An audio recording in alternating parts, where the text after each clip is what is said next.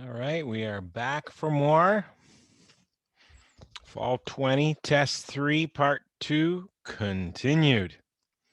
Where are we even starting this time? I guess we start here. It doesn't have a start here for us, but here we are. We're supposed to calculate PKEQ, so I hope you get that that's a hint.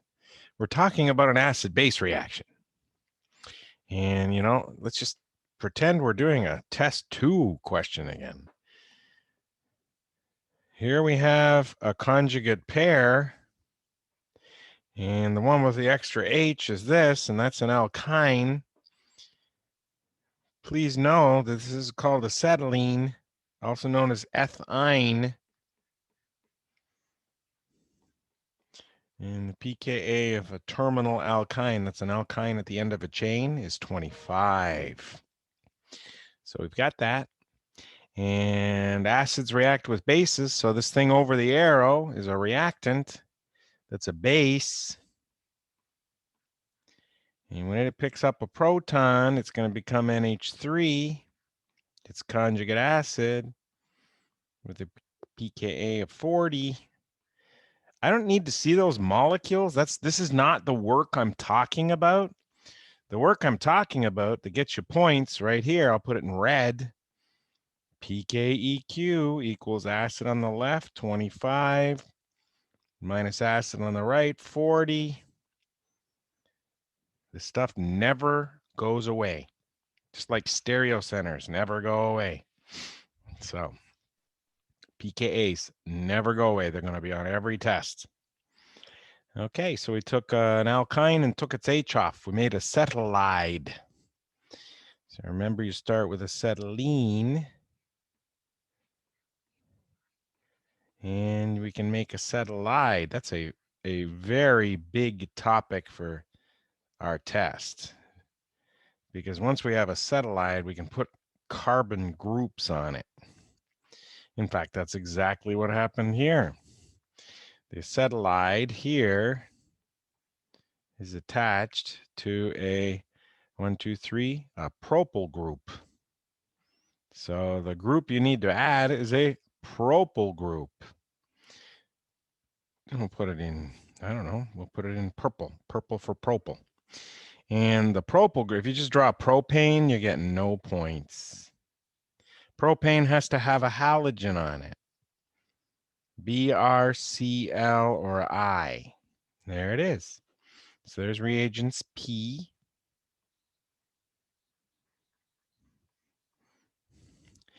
And that's a synthesis reaction. You made a new carbon-carbon bond right here. It's exciting. So that's this one right here. And now you're going to take reagents Q, and look, you're making a molecule that's got a new group on the other side. Huh. Well, how'd you do it last time? Started with acetylene, triple bond, has an H on one side. We got rid of it. We got rid of that one. And then we put a group on with reagents P. Well, I'm going to take an H off the other side. I can use the same base. That was the first step in this sequence to get to here, wasn't it? Step 1, then step 2. Well, let's show that we know that we saw it happening. Step 1, you can use the same base. You could use KH instead. You want to use my base. KNH2 worked nicely. And what's our new group on the other side? We've just taken this H off. We got a C minus over here. Oh, the new group on the other side is an ethyl. We need a ethyl with a bromine. And there you have it. 2 points. Reagents Q.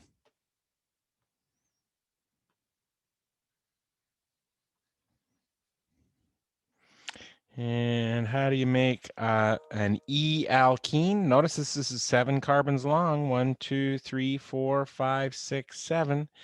And double bond between, triple between 3 and 4 is becoming double between 3 and 4 with an E geometry. We only learned one way to do that. That is the sodium and ammonia reaction. Make sure you separate your sodium from ammonia. You're not going to get points if it looks like it's one formula. I see it every time. I see it every time. I see a student write this down. I can't give them a thing. They just write it down like this. It's just that's nothing. It's not. It doesn't exist. Ammonia is a neutral molecule. It doesn't have a cation. Sodium is separate from ammonia. And Hassan had a question. So because it's the E geometry, then you'd add the sodium and the ammonia, right? And the Z geometry is coming up very soon. Okay. When we go towards product L, we're going to see Z geometry.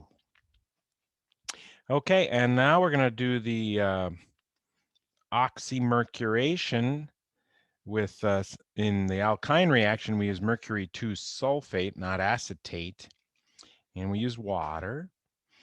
And we're gonna here's where a lot of students they memorize. You get a ketone, and they'd get away with it here.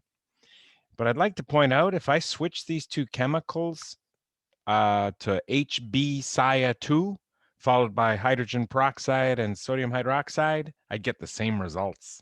Why? Because this is an internal alkyne. You get a carbonyl here and a carbonyl here, 50-50 mix, no matter which chemicals you use, the mercury chemicals or the boron chemicals. Okay, so we're going to get a carbonyl on the top carbon for product J and a carbonyl on the bottom carbon for product K. And just draw those out. Make sure you have 7 carbons. Let's just draw J right above J. 1, 2, 3, 4, 5, 6, 7. And 1, 2, 3, 4, 5, 6, 7. And where are your carbonyls? Well, it has to be on the carbons where they used to be an alkene. So one possibility is carbon 3 and the other's 4. Let's do 4 up here for one simple reason. I have more room to draw my carbonyl there, and 3 down here. And there's your 2 products, J and K, 50-50 when it's an internal alkyne. And then we're taking a terminal alkyne. That's this thing. How do you know it's terminal? Well, it's on the end of the chain. And I could make an aldehyde there. That would be the boron one. Or I can make a ketone here. That's the mercury one. Oh, I have the mercury chemicals here. I think I'm going to copy them because this name ends with O-N-E. Now, if you think a name ending with O-N-E is an aldehyde, that makes no sense. If you think a name ending with O-N-E is a ketone, then it makes a lot of sense. So we have a ketone in the name. Show me the chemicals that make a ketone, and that's the mercury 2 sulfate reaction. So here it is. HgSO4aq and H2SO4. This would have been an equally good question. I'm going to put it here and pretend it was here anyway. Where do we go? We ended up with M. Let's do, reagents. Reagents ended at T. Let's go reagent U. It's an equally good test question. Reagent U. And I'll just put the word pentanal.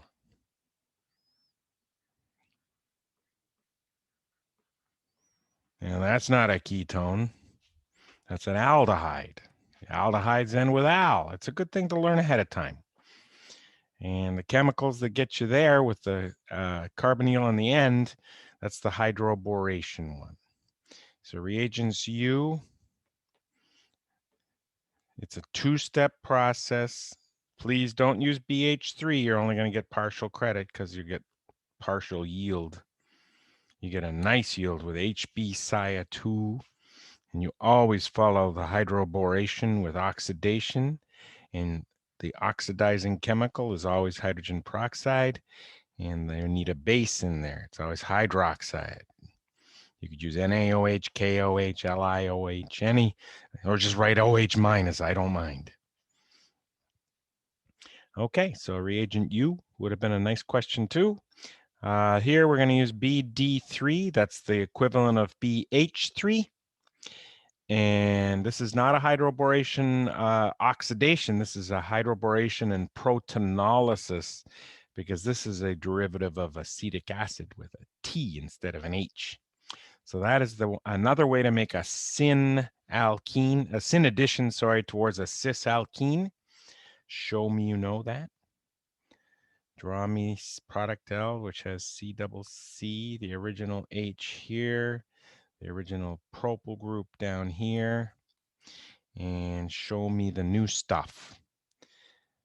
Which of those bonds is the B, the D, and which of these bonds is the T? The boron is a side product.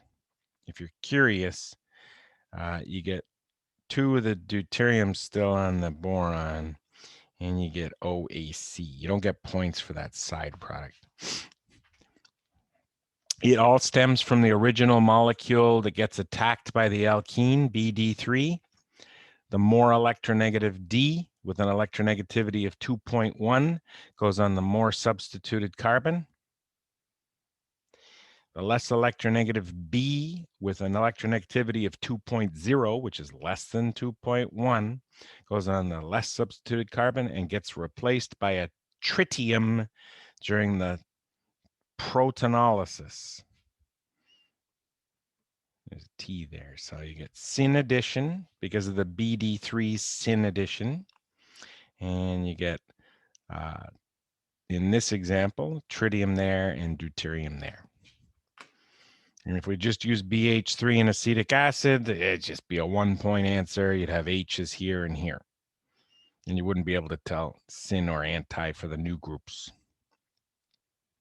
Anti, speaking of which, Na and ND3 is going to give a similar result to E-hept3-ene, except we're starting with this terminal alkene. And I think maybe if I'm lucky, I can do this. And in this case, though, maybe I'm not so lucky. You get an anti-result. So the original H is here. Your new groups are deuteriums. Opposite sides. Okay, let's just circle things that belong together.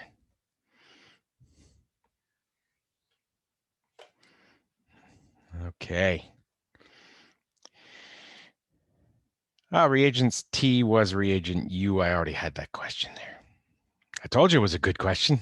It was already on the test. Look, making pentanal. Why did I not notice that? Rusty. Reagent T is reagent U. I'm sorry. Okay. Was that fairly clear? Helpful? Yeah. So this is just like a question about these type of questions in general. Mm-hmm. So for, like the first one, it's more about like figuring out what kind of products would be like made after after you add these certain chemicals and stuff, right? Or molecules, I'm sorry. And then this is more like this side, like the second part, Mm-hmm. is more about what would you add, what reagents would make this product. Does that make No, both parts had that, both those types of questions. Sometimes I'm asking for reagents, and sometimes I'm asking for products. Okay, so it's just like a mix of both. Okay. Yeah, it's always going to be a mix-up. Yeah, and we want to know if we understand reactions. And then the D's and the T, but this is just like in this case for the scenario, that is like it's just like a different type of hydrogen, like yeah. an isotope of Yeah, it, right? you can't just put hydrogen though, because they are different isotopes of hydrogen. Yeah, they're different isotopes. So you Okay. can't just write H's here because that's not correct. And then it'd be marked, and then it would be a completely different thing if we would put the H's. We'd get marked down like completely, right? No, you get partial credit. If you Okay. give me product C with H's here, you get at least 1 out of 2. Okay. I might even be nicer. If you drew wedge to 2 new H's, I'd probably give you 1.5 out of 2. Because you were thinking about syn, clearly, if you drew wedge, right? Yeah. But it just the molecule would come out completely different than like in like a real life way, right? If that makes sense, because the isotope. Well, actually, in terms of the properties of the molecule, it's almost Mhm. identical with D and H there. The only difference you would see is if, you're doing like a mass spectroscopy test of the product at the end. This one would weigh 2 atomic mass units more than the hydrogenation product because heavier isotopes. Okay, Okay.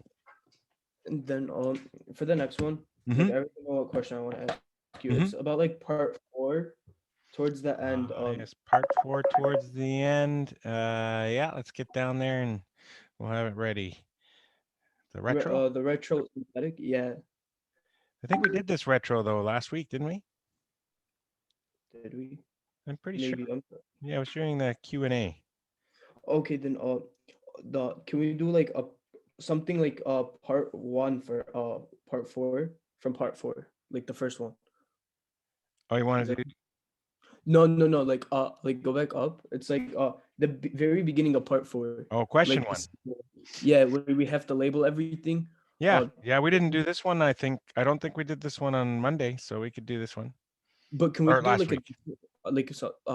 like one like this, and then Mhm. you see the one for the bottom one? Like I don't know if this is like too much, but like could we do you see how we have to label for the Hey, top one? Can we try and do a label for the second one too? okay, 'cause your argument being that you have an answer key for this one with all the labels on it, and you don't have an Yeah. answer. Yeah, we could pretend I could just move this up and call this the question 1 for this for a fictitious exam. Sure. So we'll come Okay. back and do that. I'll just say I'll figure out a nice title for it so it doesn't confuse people. And we'll be back. All right. See you then.